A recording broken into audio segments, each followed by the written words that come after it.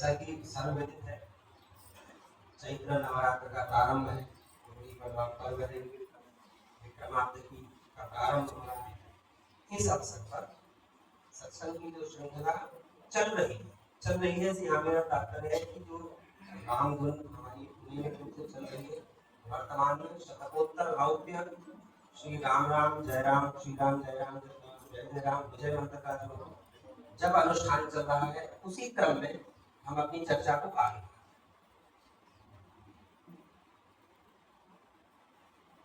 जब दादा ने मुझको एक तरीके से कहूँ आदेश किया कि आपको यहाँ आना है और बोलना है, तो एक दिन कुछ जो सुना सब लोगों से, जो अपनी मूलमति के अनुसार सुना, उसको निवेदन किया, वो एक अलग प्रकार की बात है। लेकिन जब दादा ने बोला कि 4 दिन बोलना है, तो हमने कहा प्रभु अब आपको जितना सुनना है, जितनी देर सुनना है उतना आप सुन लें, हमारी क्षमता नहीं है इस क्षमता किसी क्रम में हम आगे बढ़ते।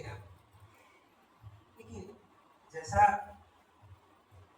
नाम जप से ही शुरुआत करते हैं, विषय वस्तुतः मैंने विचार किया कि श्री रामचंद्र मानस अर्थात श्री राम जी के ऊपर बोले तो विषय क्या हो, या तो वक्ता इस उच्च कोटि का हो कि उसमें विषय को बांधने की क्षमता भी हो और वो विषय में सिद्धहस्त भी हो। तो विषय जो मुझे भगवत कृपा से लगा तो श्री राम की शरणागति अपना यही विषय है और यही साध्य है। तो बात जब आती है नाम जप की,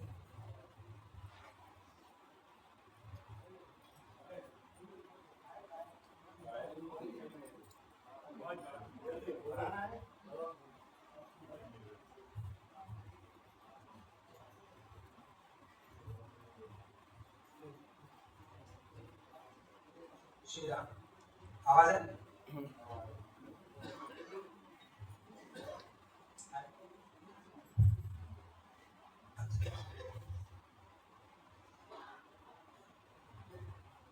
श्री राम बाहर तक आवाज है?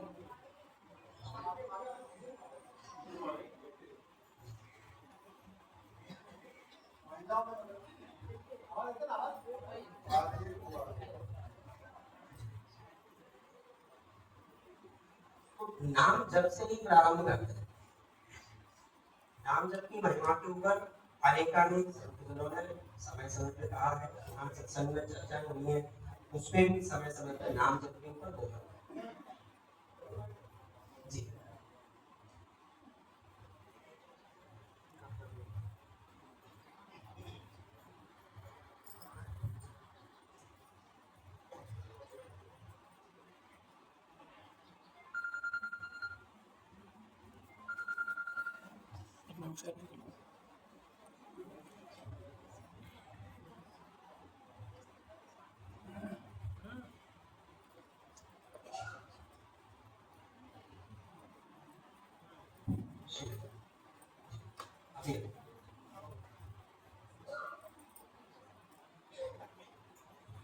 तो मानस में जैसा कि वर्णन किया है गोस्वामी जी ने प्रारंभ से ही,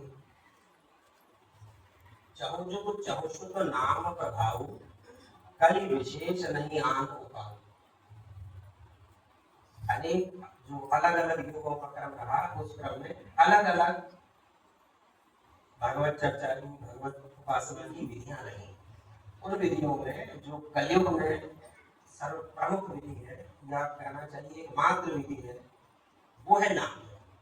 नाम जप की बड़ी भारी महिमा गोस्वामी जी ने गाई, और गाने के उपरांत उन्होंने जो इसका कहना चाहिए जो सार रूप में कहा, या बिल्कुल चरम पर तुलसीदास जी ने किया नाम जप का, वो बोलते हैं कहाँ लगी नाम बढ़ाई, और राम न सकहे नाम गुण गाई। राम जी के नाम जप की कथा कहना, उसका वर्णन करना स्वयं प्रभु के लिए समर्थ नहीं है, मैं कहां से कर सकता हूँ, ये गोस्वामी जी बोल। तो इस प्रसंग को यदि मैं अपने ऊपर ले जाऊंगा, ये हास्यास्पद बात होगी, ये कह रही नहीं चाहिए। लेकिन आगे चलते हैं। तो बात आई कि जब नाम जब हम कर रहे हैं या सभी संकीर्तन कर रहे हैं तो क्यों कर रहे हैं या कौन करते हैं? नाम जब कौन करते हैं या जो भक्त है वो कौन है, किस लिए करते हैं, उसका हेतु क्या है, यहीं से चर्चा प्रारंभ होगी। भगवत गीता में परमात्मा श्री कृष्ण बोलते हैं आर्तो जिज्ञासुरर्थार्थी ज्ञानी च भरतर्षभ। हे अर्जुन, चार प्रकार के भक्त हैं या चार प्रकार के लोग मेरी वंदना करते हैं। आप जो किसी भी प्रकार से पीड़ित है,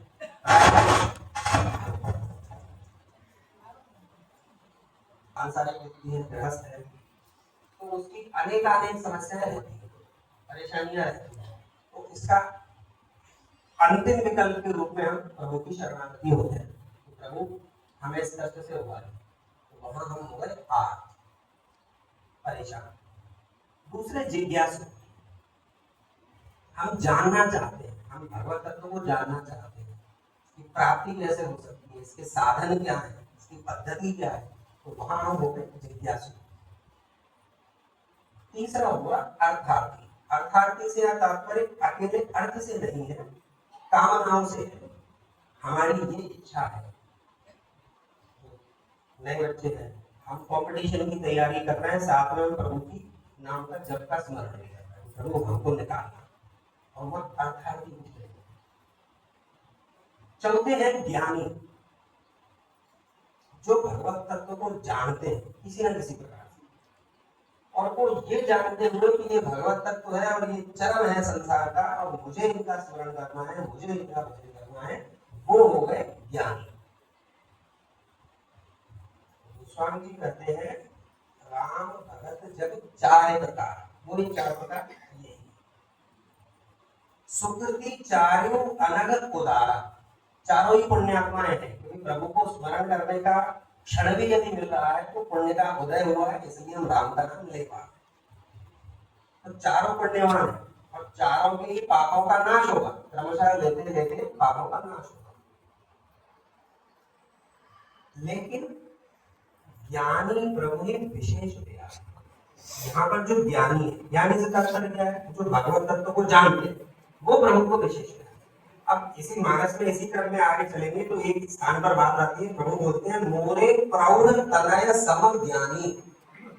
जो ज्ञानी व्यक्ति है वो मेरे प्रौढ़ तनय की भांति है, मतलब मेरे कुछ पुत्र की प्रकार है जो कुछ बड़े हो गए, आयु में ऊपर आ गए। यहाँ से तात्पर्य क्या है? यहाँ तात्पर्य ऐसे समझिए, अच्छा मैं क्षमा चाहूंगा, मेरे मुझे समझिए निकल जाता है एक सहज बात, तो इसको ऐसे ले, 2 वर्ष का बालक है, अब उसके पूरे 24 घंटे में पूरी दिनचर्या की जो जो क्रियाएं होंगी वो सभी माँ को करनी है, अथवा पिता, प्रमुख रूप से माँ की प्राधान्यता है। उसके वस्त्र बदलने से लेके उसके भोजन पानी की चिंता, उसके नींद की चिंता, आराम से कपड़े पहने हुए इसकी चिंता, खेल रहा है इसकी चिंता। वही पुत्र अनुमान लगाए कि 40 से 45 वर्ष की अवस्था में आ गए, तो माता का पुत्र से मोह अथवा प्रेम कभी कम नहीं होता, लेकिन प्रौढ़ भये तेज शिशु पर माता प्रीति करे, प्रेम तो है नहीं बाछले पाता, पिछली प्रकार का प्रेम नहीं रहेगा। क्यों नहीं रहेगा? क्योंकि अब वो समर्थ है अथवा अपने आप को समर्थ मान रहा है। तो मोरे प्रौढ़ तनय सब ज्ञानी, ज्ञानी है वो मेरा वो प्रौढ़ पुत्र है जिसको मैं प्रेम तो करता हूँ, लेकिन वो उसमें पूरा आश्रित नहीं। उसमें आश्रित कौन है? वो बालक बुद्धि जो माँ चिल्लाता है, उसको बोध नहीं है मैं सही बोल रहा हूँ या गलत बोल रहा हूँ, लेकिन वो माँ चिल्ला रहा है, उसको पता है मैं जैसे ही माँ कहूंगा माँ जहां भी होगी वहां आएगी। इसी सहज बालक बुद्धि, यहाँ बालक बुद्धि सकारात्मक अर्थ है, इसी सहज बाल बुद्धि के लिए कहा गया भाई उभाय अनंत आलस। इस बुद्धि के लिए, प्रौढ़ बुद्धि के लिए नहीं। तो ये 4 प्रकार के भक्त। अब चर्चा किसी क्रम में आगे थी कि जब ये वैसे किसी भी कोटि का भक्त हो, वो यहाँ आए, कहाँ आए? श्री राम राम रघुनंदन राम राम, श्री राम राम भरदाग्रज राम राम, श्री राम राम रणकर्कश राम राम, श्री राम राम शरणं भव राम राम। तो श्री राम राम शरणम भव राम राम यहाँ तक आने में वर्षों निकल जाते हैं, कदाचित संभव है कि जन्म भी निकल जाए इस पूरी श्रृंखला को पार करके। तो इसकी प्राप्ति है, इसका साधन कैसे होगा? अकेले विवेक से संभव नहीं है, अकेले ज्ञान से संभव नहीं है। जब तक ज्ञान भक्ति के साथ युक्त नहीं होगा तब तक ये प्राप्ति नहीं हो सकती। अब भक्ति की प्राप्ति कैसे होगी? मूल प्रश्न यहाँ से चला, प्रश्न का प्रश्न चलते हैं।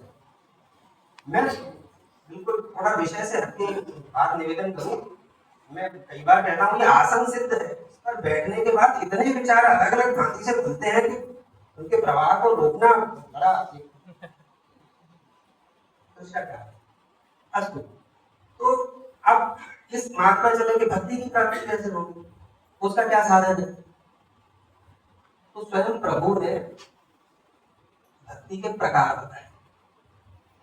माता शबरी को तो बताया उन्होंने, नवरा भक्ति बताई।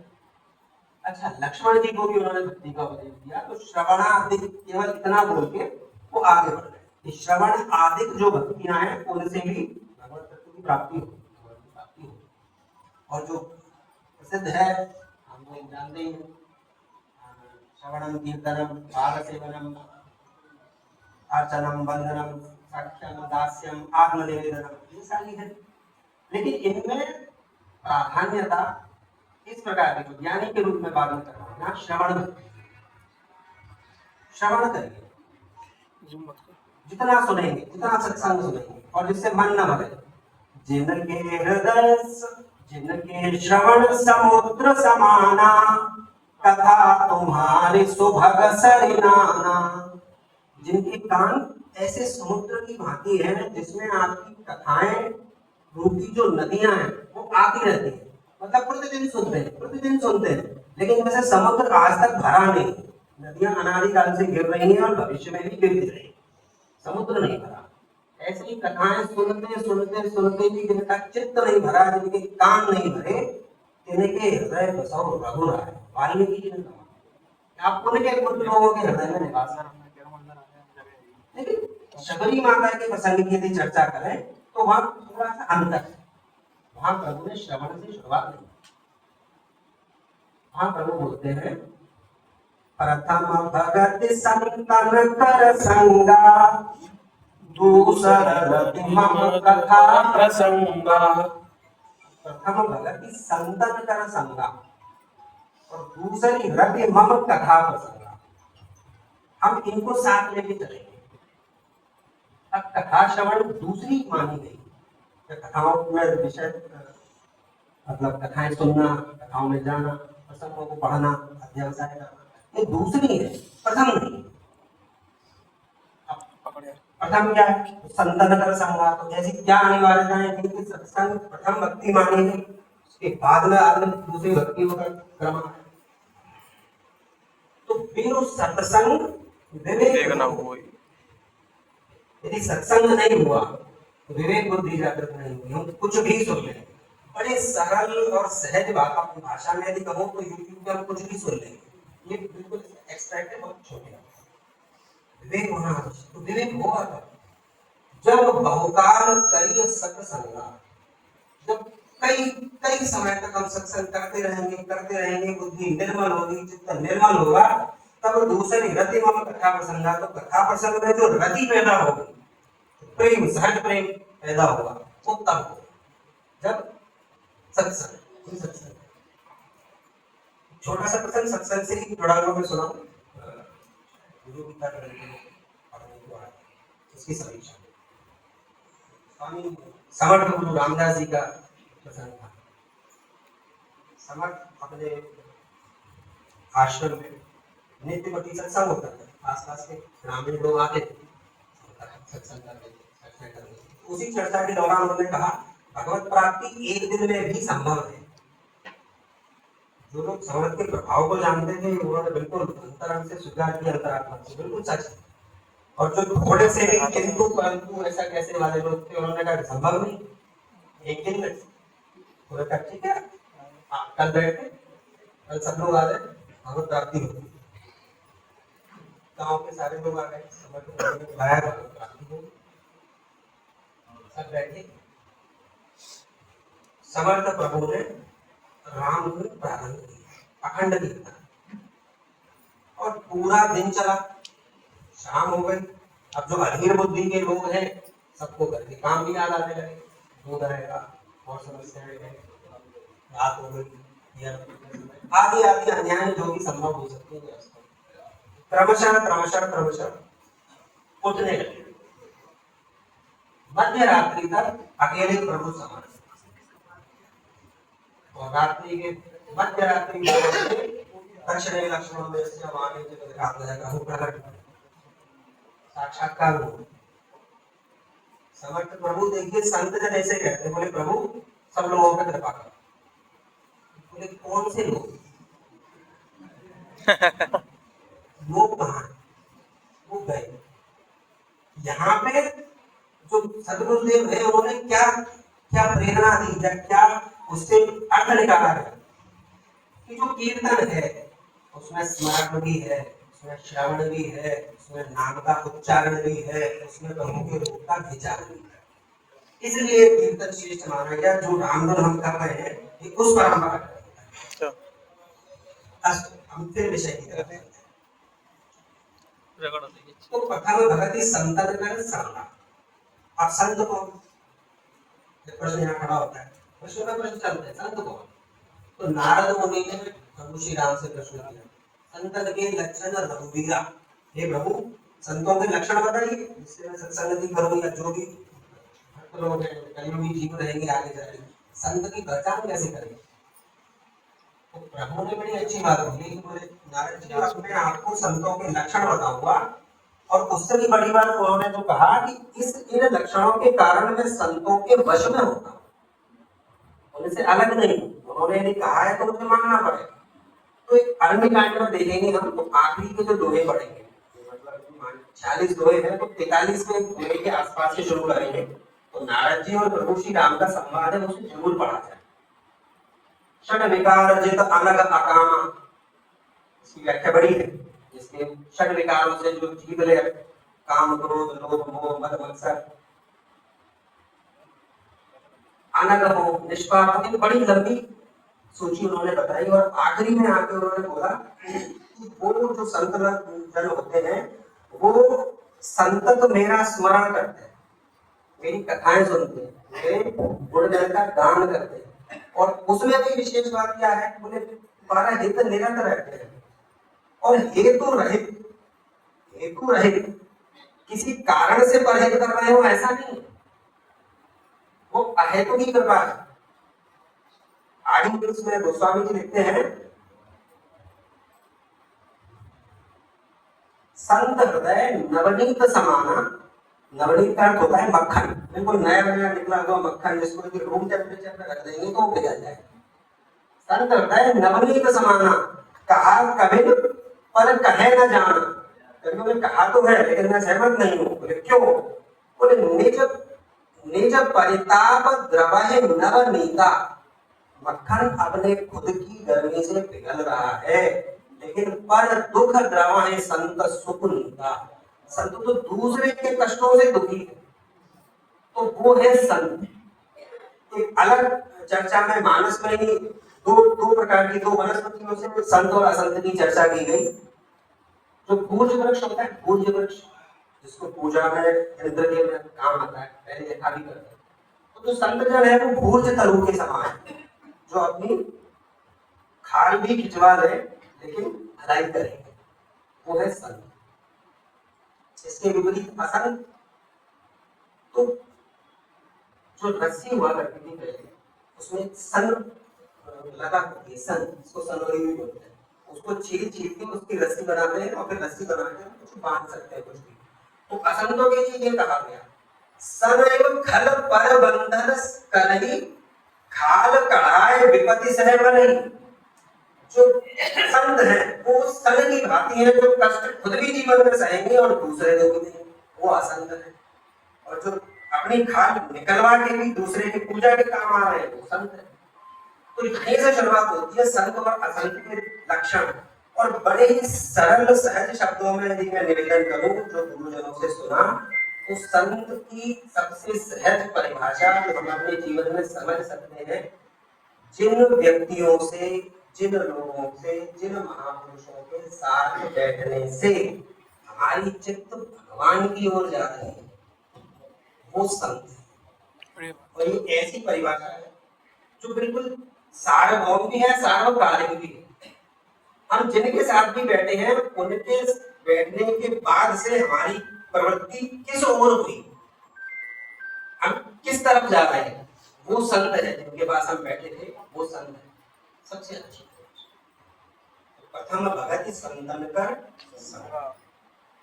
जब इतना हो जाएगा तब क्या होगा, दूसरी व्रति मग कथा प्रसंग, मेरी कथा में रुचि आई।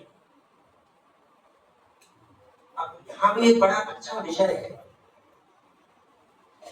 कि जहां भी कथा होनी हो, निवेदन करूं किसी की आलोचना या समीक्षा करने के लिए अपन नहीं बैठे, मानस में जहां भी कथा हो उसमें तीन तत्व प्रधान होते हैं। वक्ता, वक्ता कौन है, दूसरा श्रोता कौन है, तीसरा उस कथा का हेतु क्या है, उद्देश्य क्या है, क्यों कही जा रही है।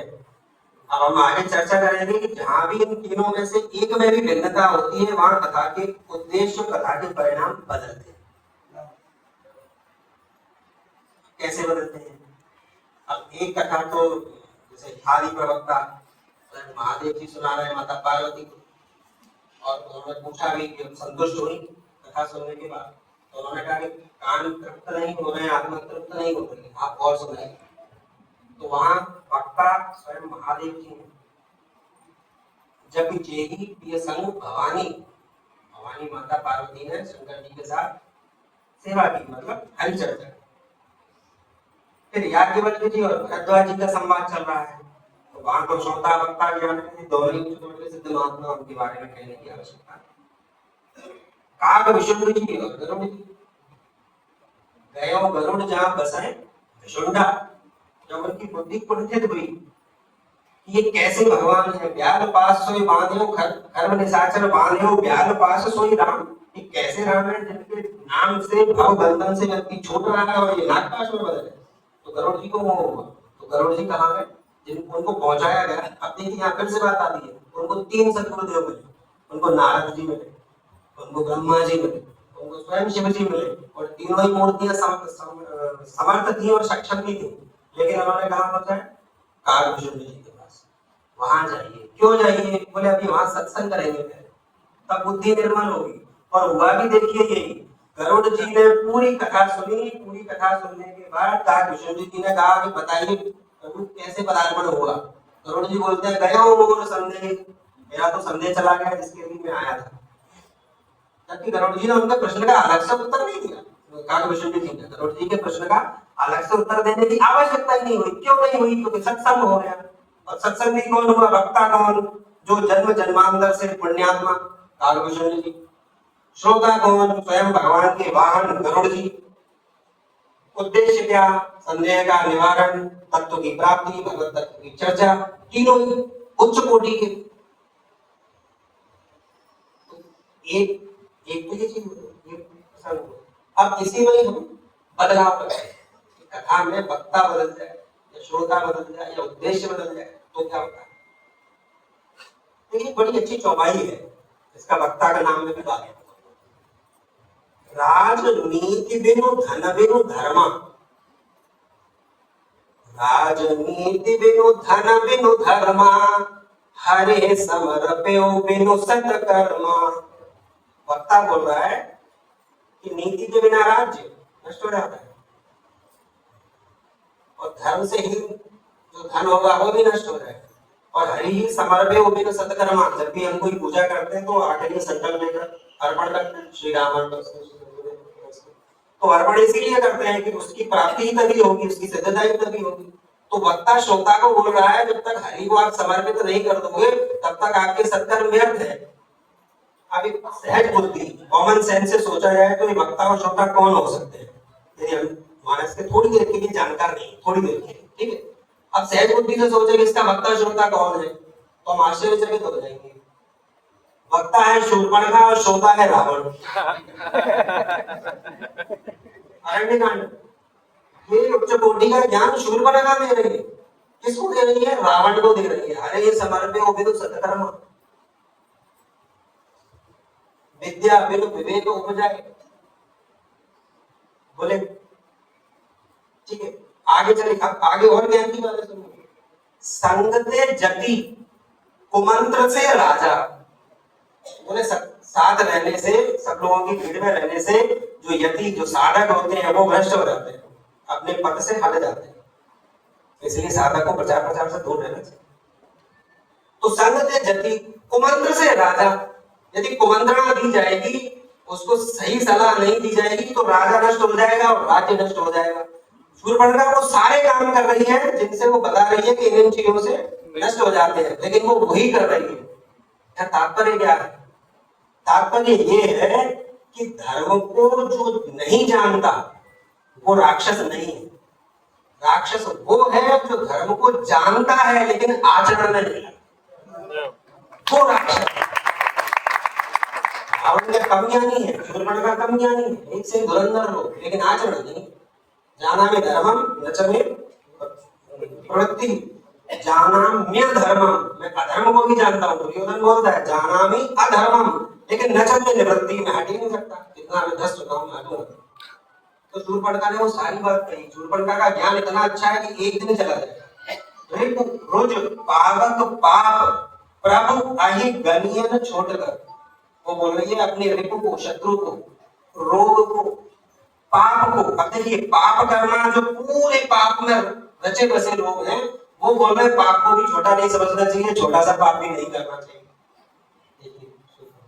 देखिए रोज पावक पाप अग्नि, प्रभु अपना स्वामी, हम जिसके अधीन से वो, अहि मतलब सर्व, इनमें से किसी को भी छोटा नहीं मानना चाहिए, मतलब इनकी उपेक्षा नहीं करनी चाहिए, कभी भी इनसे घात हो सकता है।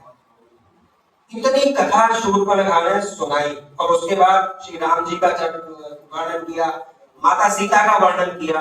अब देखिए यहाँ का श्रोता भी गलत, वक्ता भी गलत और उद्देश्य भी गलत। उसका उद्देश्य भी कथा सुनाना तो था। तो हुआ क्या? रावण के अंदर क्या भक्ति भाव जगा? क्या सत्संग की इच्छा हुई? क्या नवदा भक्ति में से एक भी भक्ति का प्राकट्य हुआ? नहीं, विपरीत हुआ। उद्यत हुआ धर्म के लिए कि अब मैं हरण करके ही लाऊंगा। तो ये उन तीनों की जब व्यतिक्रम हुआ उसका परिणाम हुआ। और लंका का विध्वंस का बीज वहीं से आया। वहां देख खरदूषण केरा, जाय सुवर्णा रावण मेरा। अब और आगे चले। कभी कभी ये भी संभव है कि श्रोता बड़ा अच्छा है, वक्ता में गड़बड़ है या उसके उद्देश्य में गड़बड़। मैं निवेदन करूं, अपने को किसी पे रखना नहीं है, ये प्रसंग सत्संग के है, सुना उसी काम में बना।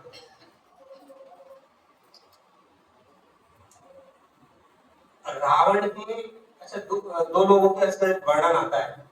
जैसे हमने पिछली बार जब सत्संग हुआ था तब उसमें दो लोग थे जिन्होंने मृत्यु का वर्ण किया और जीवन प्रभु अमर करने वाले थे। बाली से भी कहा और जटायु जी से भी कहा आप लोग प्राण को धारण करिए, लेकिन उन्होंने मना कर दिया कि नहीं हमको प्राण नहीं चाहिए, हमको आपके समक्ष प्राण छोड़ दीजिए। ऐसे दो लोग और हुए जो जिन्होंने अपने मरने की स्थिति में मारने वाले का चुनाव किया कि मैं किससे मरूं।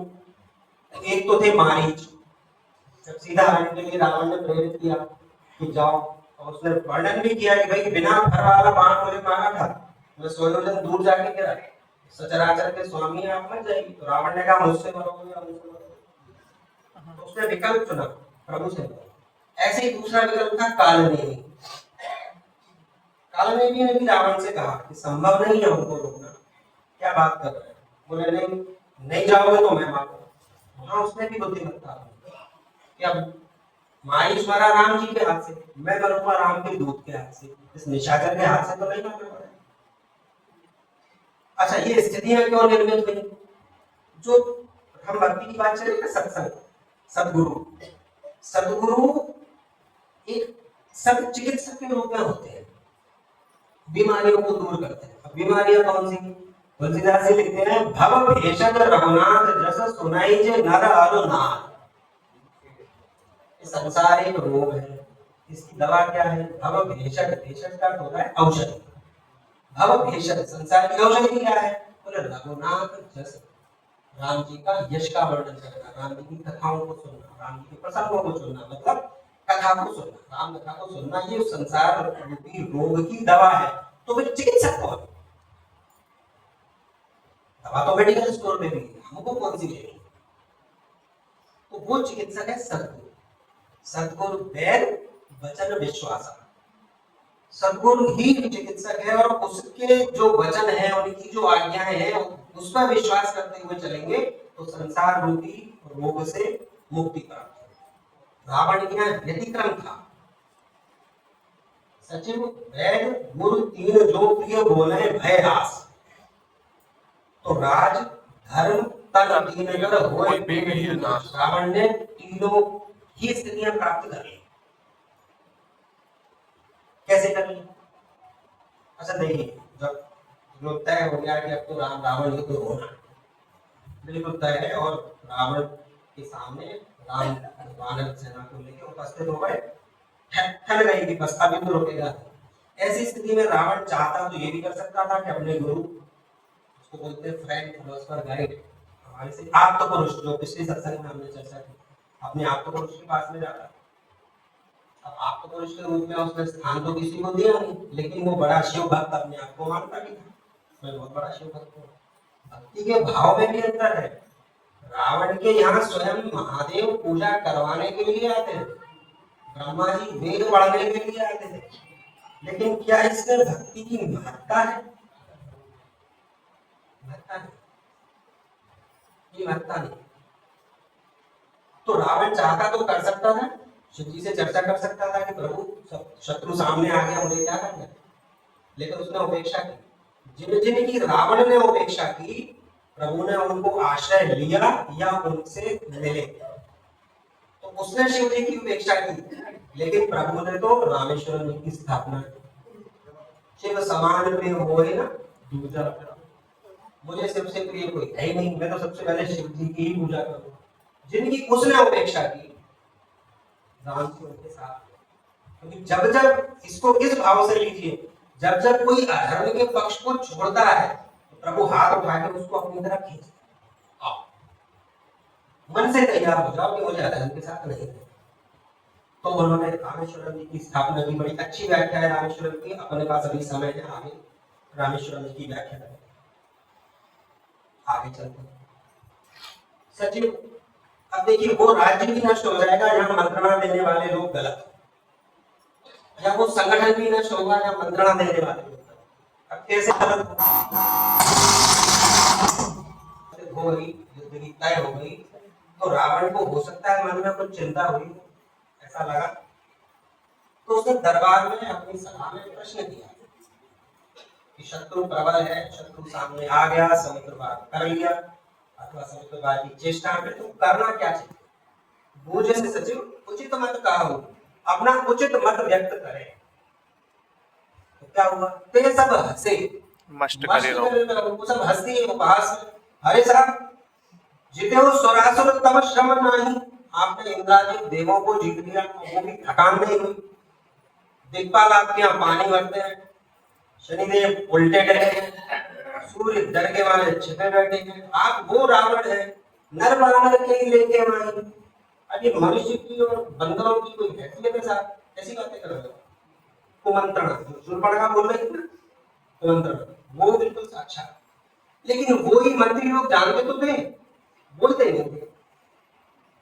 जब वही मंत्री लोग घर जाते हैं और घर में परिवार बैठता है, परिवार के साथ चर्चा होती है, तो निज निज ग्रह सब करें विचारा, नहीं निश्चर कुल के रोबारा। बोले बचना नहीं है, तय है। क्यों नहीं बचना? बोले जास दूत बल बरा में न जाई, जिसके दूध का हम लोग बल का वर्णन नहीं कर पा रहे, ते आए कुल का मन भलाई, अब जब वो स्वयं आ जाएंगे फिर क्या होगा? ते आए कुल का मन भलाई। लेकिन सभा में क्या बोल रहे हैं? नर बानर कहीं देखे माही तो सचिव और राज्य का।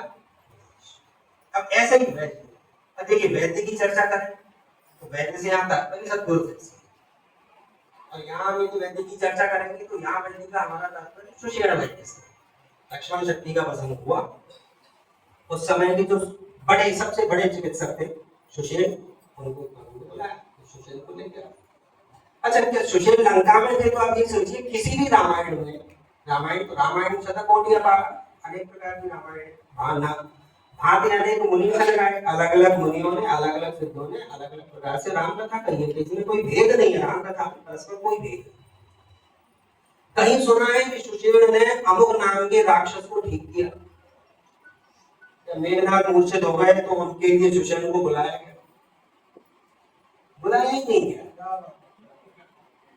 बुलाया ही नहीं गया। लंका का तात्पर्य ही वही है जहां संतों का अपमान हो, वो लंका, और ऐसी लंका को जले जाना चाहिए। अब दूसरे साथ हनुमान जी गए, वो इस काम को भी पूरा कर गए। ठीक है, तो सुषेण को राम जी ने बुलाया, आप आइए और आप विषय के विशेषज्ञ, आप बताइए करना क्या है। अब सुषेण जी ने भी जो औषधि बताई, 60,000 योजन दूर, उसमें भी शर्त है, समय में आ जाना है। अब डॉक्टर भी है, दवा भी है, लेकिन विद इन टाइम चाहिए। समय में आप आ जाएंगे तो वही गुण होगी, अंतरांगण हो जाएगा। एक क्षण के लिए कल्पना करिए कि मेघनाथ के साथ ऐसा हो रहा होता और रावण पूछता और सुषेण जी यही जवाब देते, यही उत्तर देते, साहब 60,000 योजन दूर किसी को भेजो, रात खत्म होने के पहले दवा आ जाएगी तो मेघनाथ बच जाएंगे, अन्यथा कुछ भी हो सकता है। तो इसकी प्रतिक्रिया क्या हो सकती है? मारे जा सकते हैं, चिकित्सक को दवाएं तो उनको जाके रखनी थी। युद्ध प्रारंभ हो गया, नर्सिंग स्टाफ नहीं है, मेडिकल स्टाफ नहीं है, आप कैसे करेंगे? तो जानते थे कि जिन दशरथ बीच बेचारी विभीषण की हैसियत थी कि मैं कहाँ बोलूं, लोगों की चुप रहे। संत लोग यदि ऐसी स्थितियां बनती है तो मौन। चाणक्य क्या करते थे? दर्दरायत वक्तारा तत्र मौनम ईशोपरि, जहां मेढक कर रहा है अर्थात कोई सुनने को तैयार नहीं, वहां मौन नहीं। सुषेण मौन रहे, लेकिन यहाँ सुषेण से पूछा गया, ससम्मान पूछा गया कि आप बताइए करना क्या है। कहा नाम गिरे औषधि, जाओ कौन तो ले चाहिए। अब हनुमान नाटक एक बड़ा अच्छा ग्रंथ है, उसमें भी अलग अलग किसी प्रसंग की बड़ी अच्छी व्याख्या है। विवेक ने कहा मैं 3 दिन 3 रात में ला सकता हूँ, लेकिन समय नहीं। नल ने कहा मैं 2 दिन 2 रात में कर सकता हूँ, तो ने कहा मैं 1 दिन 1 रात में भी जा सकता हूँ। अंगद ने कहा मैं 1 रात में जाके और आ सकता हूँ, लेकिन रात के कुछ पहर निकल गए, पूरी बात हो संशय था, और संशय के लिए स्थान नहीं था, क्योंकि अनर्थ बड़ा भारी था, वो टालना है। भगवान जी से पूछा गया कि आप बताइए आप कब जाएंगे, ये मानस का प्रसंग नहीं है, दूसरे चीज उनका प्रसंग है। तो उसमें हमारी बड़ी अच्छी बात बोली, बोले तेल का कड़ाह हो, बिल्कुल खौलते हुए तेल का कड़ाह हो, उसमें आप सरसों डाल दो, जितनी देर में वो सरसों पक के फूटेगी उतनी देर में जाके आ जाओ। लगभग ऐसे ही मान के चलिए। गोस्वामी जी कवितावली में लिखते हैं जब हनुमान जी गए तो आप किस वेग से गए? मारुत नंदन मारुत को मन को खगराज को वेग लजायो। मारुत नंदन हनुमान जी ने स्वयं मारुत मतलब पवन, वायु के वेग को लज्जित किया, मन के वेग को लज्जित किया। जबकि कहा था मन सो जलियो, मन से वेगवान कौन हो सकता है? यहाँ 5 मिनट बैठे बैठे हम अमेरिका चले घूम के आ सकते हैं मन से। हनुमान जी उससे भी तेज। मारुत नंदन मारुत को मन को खगराज को वेग लगाया। गरुड़ जी से बड़ा तेज होता है। आगामी दिनों में इसी हनुमान जी के वेग से जुड़ा हुआ प्रसंग को आगे चर्चा करेंगे, समय भगवत पास है। उस वेग से हनुमान जी गए। अच्छा देखिए, वहां हनुमान जी गए, रावण ने काल में पहुंचाया, इनको रोको, काल में गए। अब देखिए वहां वक्ता दूषित है, वहां श्रोता तो उच्च कोटि के उत्तम कोटि के, लेकिन वहां वक्ता दूषित है। और उसका उद्देश्य दूषित है। उद्देश्य वहां कथा का क्या है? इनको रोकना। अब राम जी को ज्ञान, लक्ष्मण जी को वैराग्य और सीता माता को भक्ति का स्वरूप मान लें तो ज्ञान, वैराग्य और भक्ति तीनों की समाप्ति चाहता है, ऐसा वाचक है और वो कथा का निमित्त है। वो कथा है क्या बनती? हनुमान जी के कब? हनुमान जी तो सत्संग के दशक है। राम नाम का धुन सुनी, हनुमान जी बैठ गए आई, और वो भी बिल्कुल पूरा वो बहुत महारावण रावण रामायण। अरे लंका में बड़ा भारी युद्ध चल रहा है लेकिन वहां राम जी ही जीते। हनुमान जी प्रसन्न, सत्संग का विषय था, हनुमान जी बैठ गए। लेकिन सोचिए हनुमान जी जैसे नैष्ठिक भक्त, भक्त कहना भी भक्त की श्रेणी कम करता है हनुमान जी को, उस श्रेणी के हनुमान जी, उनको जब कालिनी ने कथा सुनाई तो प्यास लगा। जानकी जी से चर्चा हुई, विभीषण जी से चर्चा हुई तो असका कभी गदगद भयो भरे विलोचन नहीं। सीता माता चर्चा कर रही है तो हनुमान जी रोमांचित हो गए, गदगद हो गए। कालिनी भी कथा सुना रहा है तो प्यास लग गई, उसको गड़बड़ तो उसने कमंडल दिया। बोले कमंडल से मेरा काम नहीं चलेगा। बोले ठीक है जाओ पास में तालाब में जाओ। फिर वो मकड़ी आती है, मकड़ी ने पैर पकड़ा, हनुमान जी ने उसको मारा, उसका उद्धार हुआ। उसने बताया, हनुमान जी ने कहा ये तो अभिवादन की कोई शैली नहीं है कि आप पैर पकड़ के और मारना चाह रहे हैं। बोले यही शैली उस कथावाचक की भी। बोले ठीक, जी गए हो श्री राम। तो देखिए कथा का श्रोता, कथा का वक्ता और कथा का उद्देश्य, इनमें से एक भी गड़बड़ हुआ परिणाम विपरीत हो सकता है। इसलिए दूसरी रतिम कथा प्रसंगा दूसरी है, पहली क्या है? संतन संग। इसलिए सत्संग जरूरी है कि वो कथा पुण्यदायिनी हो, वो कथा आपको उत्कर्ष में लाने वाली हो, तब जाके भगवान की सामने निष्ठा बनेगी। फिर जब एक बार निष्ठा बन जाए तो फिर ऐसी निष्ठा बनती है। गोस्वामी जी के ग्रंथ बड़े अच्छे हैं, कवितावली पढ़ी कभी जाके प्रिय न राम बैठी तजिए ताई कोटि बैरी सम जगत परम सने। जिसको राम और वैरी प्रिय नहीं है, जिसकी भगवान में आसक्ति नहीं है, अनुराग नहीं है, कितने भी प्रिय हो उनका त्याग कर देना चाहिए। बात सुनने में निष्ठुर लग सकती है लेकिन सत्य है। कैसे सत्य है उसमें भी आगे चले। तजो पिता प्रहलाद विभीषण बंधु भरत महतारी बलि गुरु तजो कंत ब्रज बलिदान भयमुद मंगलगान। प्रहलाद जी का चरित्र हमको सबके सारे पता है। प्रहलाद जी का चरित्र, प्रहलाद जी ने पिता को छोड़ा, जबकि प्रहलाद जी का विश्वास देखिए, देखिए बातें कितनी अच्छी गुजरती हैं। इसी में प्रहलाद जी के चरित्र से ही इसको मैं बाद में पहले से तजो पिता प्रहलाद, को प्रहलाद जी विभीषण बंधु, आगे इसमें चर्चा करेंगे। विभीषण ने अपने भाई को भी छोड़ा। विभीषण बनना आसान नहीं है। मैं निवेदन करूं हमको इस कहावत के अर्थ को भी बदलना है कि हमारे में विभीषण कौन है। हमारे में विभीषण हो जाएगा तो हम तर भी जाएंगे।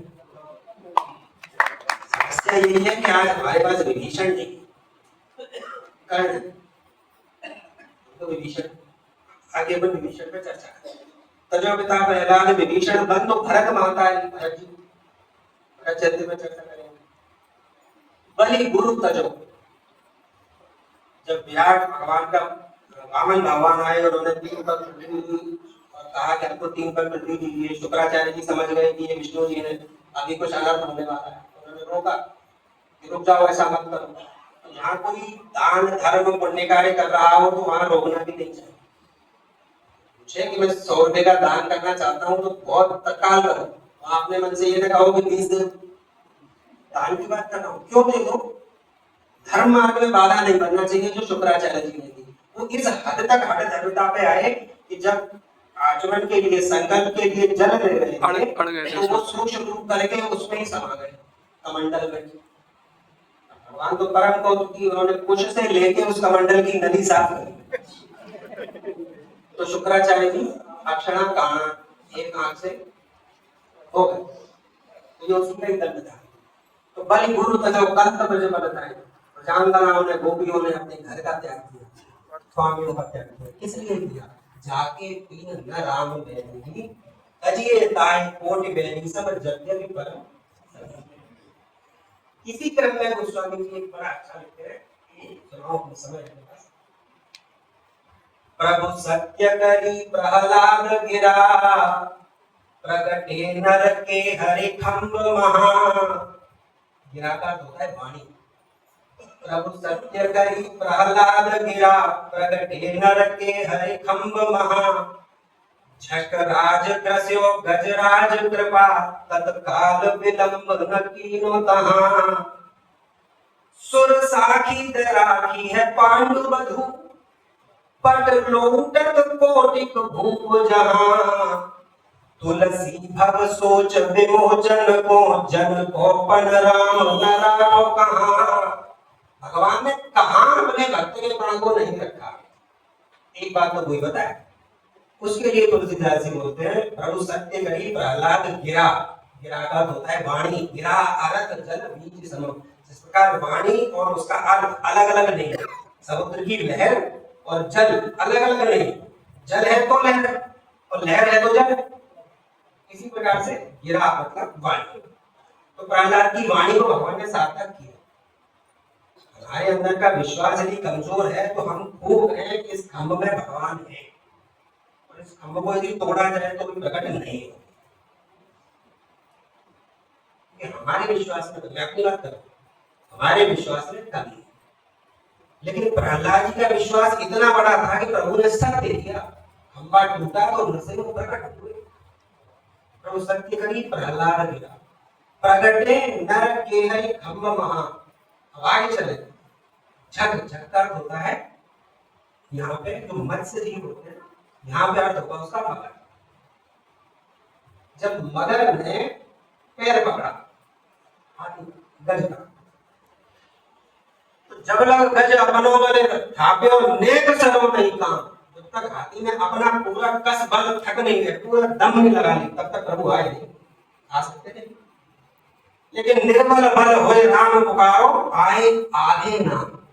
सुनी मैंने निर्मल केवल नाम। तो गजेंद्र ने जैसे ही पुकारा आर्त में, हे प्रभु अब मुझे भी रक्षा कर, आपकी शरण में प्रभु है, वहां भी भगवान ने प्रण रखा। सुर साखी दे राखी है पांडु बधू। भरी सभा में द्रौपदी के साथ जो व्यवहार हुआ, द्रौपदी को सबका बल था, भीष्म सनी के, द्रोण सनी के, विदुर जी जैसे धर्मज्ञ लोग हैं, उनके धर्म की निष्ठा में कोई मतलब शंका नहीं, ऐसे लोग हैं, मेरे साथ ऐसा नहीं हो सकता। लेकिन शुरू हुआ, फिर उसको लगा कि नहीं, मेरे तो 5 एक से एक महान अपरिमित बलधारी पति हैं, मेरे साथ ऐसा नहीं होगा। लेकिन होने लगा। फिर उसको अपने शरीर का बल हुआ, अपनी भुजाओं का, अपने दागों का बल हुआ, तकलीफ होगी। लेकिन जैसे ही उसको लगा कि मेरी व्यवस्था होती है और दोनों हाथ जोड़ के उसने नेत्र बंद करके प्रभु को पुकारा, साड़ी बीच नारी है कि नारी बीच साड़ी है, साड़ी की नारी है कि नारी की जल है, उसके पट का अंत नहीं हुआ। तो सुर साखी दे राखी है पांडु बधू, पट लूटे तो कोटि को भूप जहां। अर्थ इसका फलश्रुति क्या है? तुलसीदास जी कहना क्या चाह रहे हैं? तुलसीदास जी बोलते हैं, तुलसी भज सोच विमोचन को। इस संकट को नष्ट करने वाले, इस सोच को नष्ट करने वाले प्रभु श्री राम का ध्यान करो, जन को पन राम न राखो पाछे। भगवान ने ऐसी कौन सी जगह है, कौन सी मर्यादा है जो भक्त की भगवान ने बचाई ना हो, अपनी तोड़ दी, भक्ति नहीं। प्रथम भगत संतन का संग, तब दूसरे कथा प्रसंग। और जब भक्तियां आगे आने भी है, हम आ चुके इनको लेके चल, जब हम इस मार्ग से आगे चलेंगे तब हम श्री राम राम शरणम भव राम राम वहां तक आ पाएंगे। लेकिन हम इस निष्ठा तक आ जाए, हमारा विश्वास यहाँ तक आ जाए कि प्रभु को हमारा विश्वास रखने के लिए संभव है अपना कोई विश्वास तोड़ना। और ऐसा हुआ है कई लोगों में भी हुआ। नरसिंह मेहता जी के कई रूपों में भगवान जी के दर्शन हुए। अभी हम पितामह की चर्चा कर रहे थे, पितामह भी थे उसमें श्रीधरन की घटना हो रही थी, लेकिन उससे पितामह के भक्ति के ऊपर भाव के ऊपर आज भी प्रश्न चिन्ह नहीं लगा। वो थे ऊर्ध्वरेता ब्रह्मचारी, हनुमान जी की कोटि के ऊर्ध्वरेता लोग। ऊर्ध्वरेता ब्रह्मचारी संसार में उंगलियों पे गिनने लायक ही हुए हैं। ऊर्ध्वरेता की बात चली, उनमें से एक पितामह थे। उन्होंने बड़ी अच्छी प्रतिज्ञा कर रखी थी।